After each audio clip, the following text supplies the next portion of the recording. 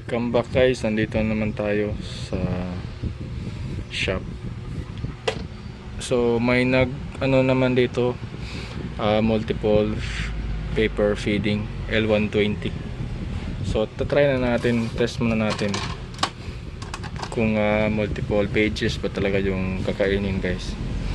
So marami na akong video nito guys, pero pabalik-balik lang ako ng upload kasi sometimes matabunan yung video. May mga bago na naman. Yan o, dalawa agad. May mga bago tayong mga viewers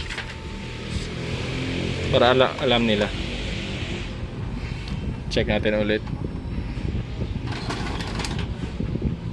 So ayun, parang inubos lahat guys.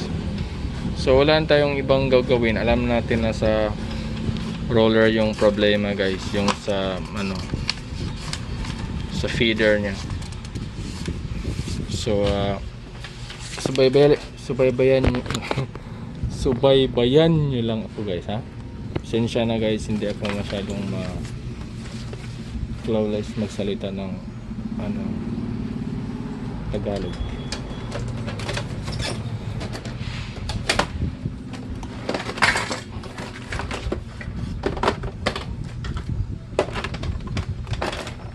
Medyo magulo dito ngayon guys sa shop kasi madaming i-repair natin. So remove na natin to.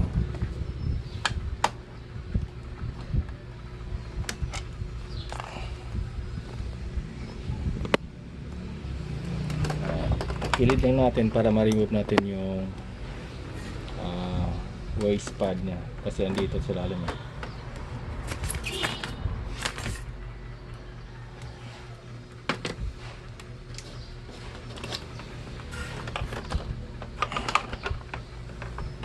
Ayan.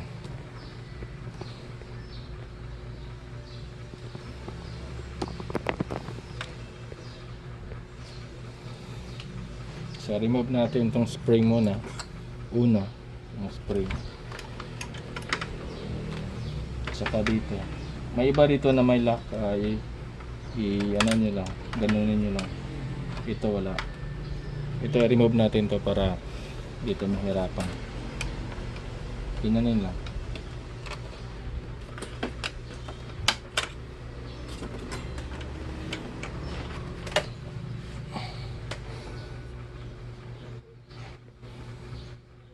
So ayan.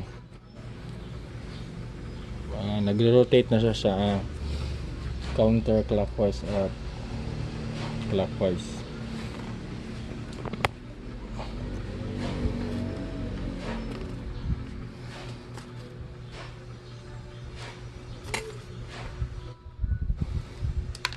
Ayun guys, tumalsik na yung putol na spring. So ito talaga yung problema pag may multi-feeding na printer, lalo na yung Epson.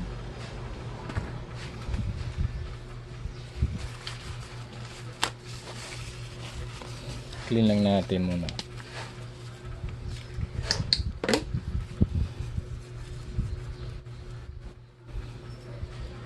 So may mga video na pala ako nito guys kung paano to paggawa or gawain o paano i-repair. So yung ibang video ko ulit-ulit na lang kasi yung mga ni-repair ko yun yung mga dinala ng mga customer dito. So yung iba kahit may nag-request, hindi ko talaga magawa kasi wala talaga akong unit nun. So nagbe-base lang ako kung ano yung dumating dito guys. Aray. So careful guys pag nito kasi matulis yung pwede rin yung yung sa sa shoes glue.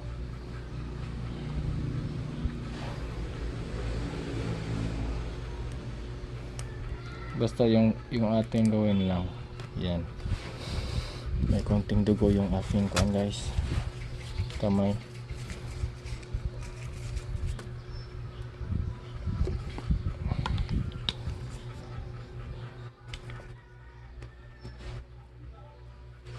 nagdurugo guys.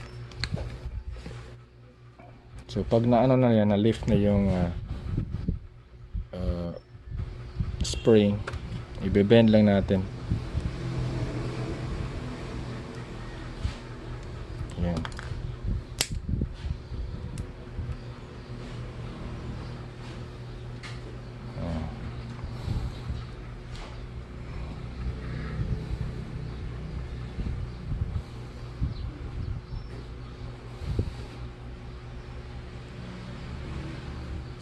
Ayan. Okay na yan guys. Kahit ganyan yung position, okay na.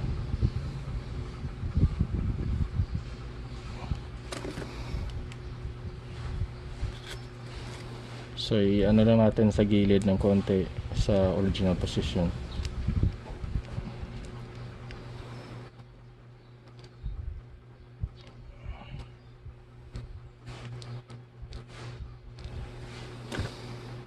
Kabit.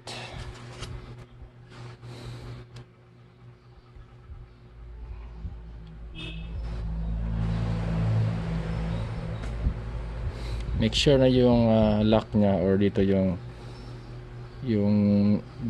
binend natin ay nasa tamang lalagyan guys. Yan.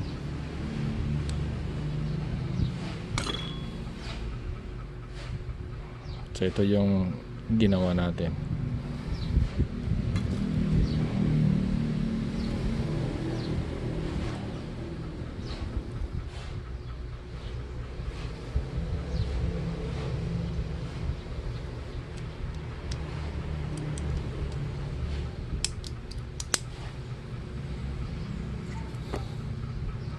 Ayan na. So install na natin, balik natin guys.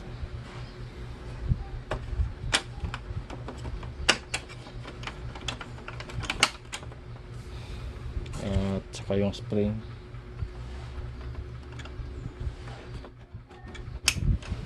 Ayan. Make sure ha na yung lock nakabalik talaga sa position. Tapos yung waist pad.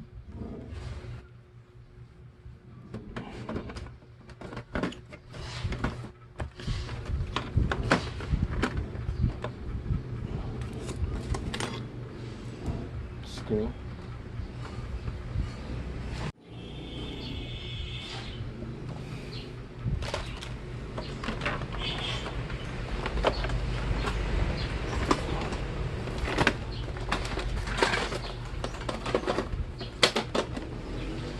Tapos test na natin.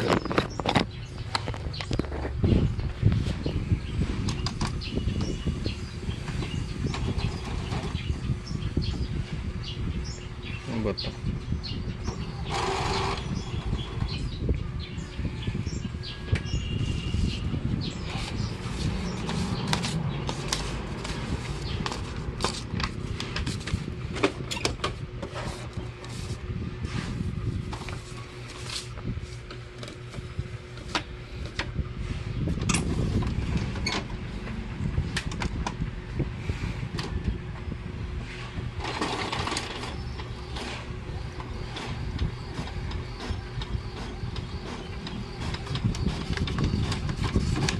So okay na guys, isa na lang yung kinain.